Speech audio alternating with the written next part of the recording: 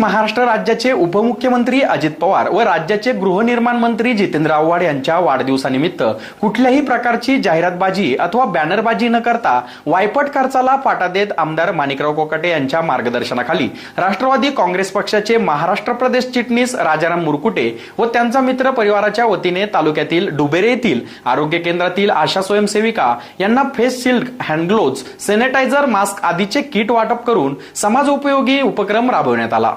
आपल्या नेत्यांच्या वाढदिवसाचे औचित्य साधत हा समाजोपयोगी उपक्रम आमदार माणिकराव कोकाटे यांच्या मार्गदर्शनाखाली राष्ट्रवादी काँग्रेस पक्षाचे महाराष्ट्र राज्य प्रदेश चिटणीस तथा समाजसेवक राजाराम मुरकुटे यांनी राबवला।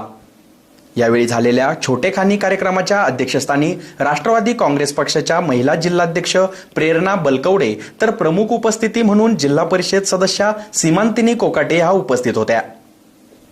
यावेळी डुबेरे येथील आरोग्य उपकेंद्रातील आशा स्वयंसेविका यांना face shield, mask, sanitiser, hand gloves आदींचे किट तयार करून वाटप करण्यात आले।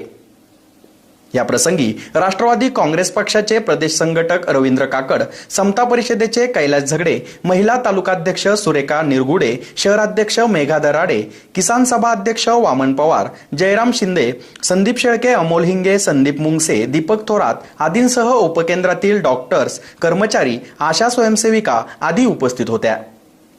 समाजोपयोगी उपक्रम राबवून महाराष्ट्र राज्याचे उपमुख्यमंत्री अजित पवार व गृहनिर्माण मंत्री तालुक्याचे भूमिपुत्र जितेंद्र आव्हाड यांच्या वाढदिवसानिमित्त शुभेच्छा देण्यात आल्या।